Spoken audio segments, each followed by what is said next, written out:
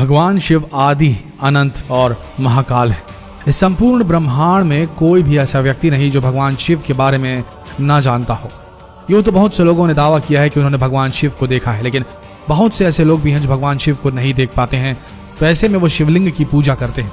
आखिर दोस्तों, शिवलिंग क्या है? शिवलिंग का वास्तविक अर्थ क्या है? आखिर शिवलिंग क्या प्रस्तुत करता है और क्या दर्शाता है?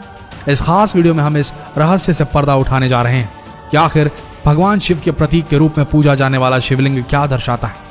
तो इस वीडियो को अंत तक जरूर देखिएगा। बहुत से लोगों ने शिवलिंग का गलत अर्थ बताकर लोगों को भ्रमित कर रखा है, लेकिन सबसे ज्यादा आश्चर्य वाली बात यह है कि इसमें विदेशी लोगों के साथ साथ कुछ अपने देश के लोग भी शामिल हैं। इन लोगों ने शिवलिंग का इतना गंदा मतलब निकाल रखा है कि हम उनको बताना भी महादेव का अपमान समझते हैं, लेकिन अब और नहीं।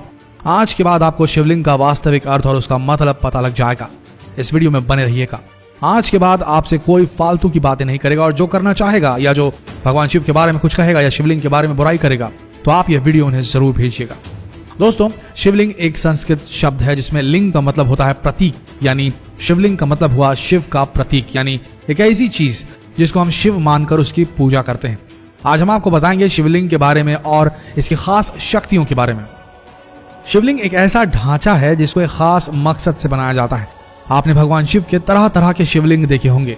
ये सभी शिवलिंग मनुष्य के द्वारा बनाए गए हैं। कहीं कहीं अपनी भक्ति दिखाने के लिए जैसा मन में आया वैसा शिवलिंग बना दिया गया, और कुछ कुछ शिवलिंग तो ऐसे हैं जो प्राकृतिक रूप से बने हुए हैं। लेकिन हम जब 12 ज्योतिर्लिंगों को देखते हैं तो उन सब की शेप अलग है, यानी कि उनका आकार अलग है, क्योंकि अलग अलग मकसद के लिए अलग अलग शिवलिंग बनाए गए।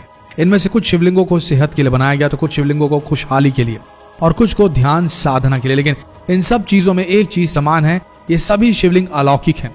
इसका सरल अर्थ यह है कि शिव किसी स्त्री या पुरुष का प्रतीक ना होकर संपूर्ण ब्रह्मांड, आकाश, सूर्य और निराकार का प्रतीक है। उन्हें किसी एक चीज में नहीं रखा जा सकता, क्योंकि वो खुद एक प्रतीक है। अगर आप वैज्ञानिकों द्वारा ली गई कुछ तस्वीरें देखेंगे तो आप पाएंगे कि हमारा ब्रह्मांड भी शिवलिंग से मिलता जुलता है। स्कंद पुराण के अनुसार है आकाश स्वयं एक लिंग है और शिवलिंग समस्त ब्रह्मांड की धुरी है। शिवलिंग अनंत है, इसकी ना कोई शुरुआत है और ना ही कोई अंत। इसलिए शिवलिंग का एक अर्थ अंत भी होता है। बहुत से शिवलिंगों को प्राचीन ज्ञान और शास्त्रों में दिए गए निर्देशों से बनाया गया है। जैसे कि हमने आपको बताया, शिवलिंग का अर्थ अंत भी होता है। और आप तो जानते ही हैं, स्वयं भगवान शिव जिन्हें विनाशक, द डिस्ट्रॉयर भी कहा जाता है, जो इस ब्रह्मांड और सृष्टि की शुरुआत भी हैं और अंत भी हैं। दोस्तों, इस ब्रह्मांड में दो ही चीजें हैं जो असल में वास्तविक है। एक एनर्जी, जिसे ऑरा भी कहा जा सकता है, और दूसरा पदार्थ। मानव शरीर पदार्थ से निर्मित है और आत्मा ऊर्जा यानी एनर्जी है। इसी प्रकार शिव पदार्थ हैं और उनकी शक्तियां ऊर्जा है। वो दोनों मिलकर शिवलिंग बनाते हैं। वास्तव में शिवलिंग हमारे ब्रह्मांड की आकृति है। शिवलिंग भगवान शिव और माता पार्वती का आदि अनादि रूप है और पुरुष और प्रकृति की समानता का प्रतीक भी है। अर्थात प्रकृति में स्त्री और पुरुष दोनों का समान रूप से वर्चस्व है। किसी मूर्ख को आसान भाषा में समझाने के लिए आप ये बता सकते हैं कि शिवलिंग शिव का प्रतीक है, ना ही लिंग का।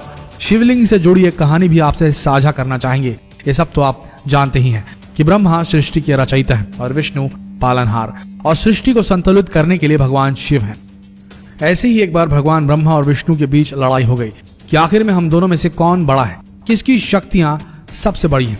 दोनों आपस में बहस करने लगे। इतनी देर में एक आकाशवाणी हुई जिसमें कहा गया, एक खास काला पत्थर है जिसकी ऊंचाई या गहराई का अगर किसी ने भी अंदाजा लगाया तो सबसे बड़ा हो जाएगा। ऐसे में भगवान ब्रह्मा ने जैसे ही सुना, वो तुरंत उसकी तरफ रुख करने लगे ताकि उसका अंतिम छोर ढूंढ सके। वहीं भगवान विष्णु उनकी जड़ की तरफ बढ़े, क्योंकि उन्हें पता था कि किसी पौधे की भांति इस शिवलिंग का कोई ना कोई जड़ जरूर होगा। वह दोनों लगातार उस काले पत्थर की जड़ और अंतिम सीमा को ढूंढने के लिए बढ़ते ही रहे। और जब वह हार कर हताश हो गए, तब फिर से आकाशवाणी हुई जिसमें बताया गया कि अगर आप दोनों इसे ढूंढने में असमर्थ हैं, यानी आप सर्वशक्तिमान नहीं हैं। और उसी समय प्रकट हुए भगवान शिव, जो उस काले पत्थर के रूप में उनके सामने थे। यूं तो उन्हें काला पत्थर कहना बहुत गलत है, लेकिन आजकल के वास्तविक जीवन में हर कोई यही कहता है। जो नास्तिक है वो भी यही कहता है कि मात्र काला पत्थर है, लेकिन किसी को नहीं पता कि काला पत्थर नहीं बल्कि शिव का प्रतीक शिवलिंग है, जिसके अंतिम छोर को ढूंढने में भगवान विष्णु और ब्रह्मा भी परेशान हो गए थे। तो दोस्तों, यही है शिवलिंग का वास्तविक अर्थ। आशा करते हैं वीडियो आप सबको अच्छी लगी होगी। तो जितना हो सके इस वीडियो को शेयर करें फेसबुक पर, व्हाट्सएप पर, और ऐसी ही वीडियोस के लिए बने रहिए हमारे इस पेज के साथ। अगर आपने अब तक फॉलो नहीं किया ये पेज तो अभी फॉलो कीजिए। मिलते हैं अगले वीडियो में। धन्यवाद।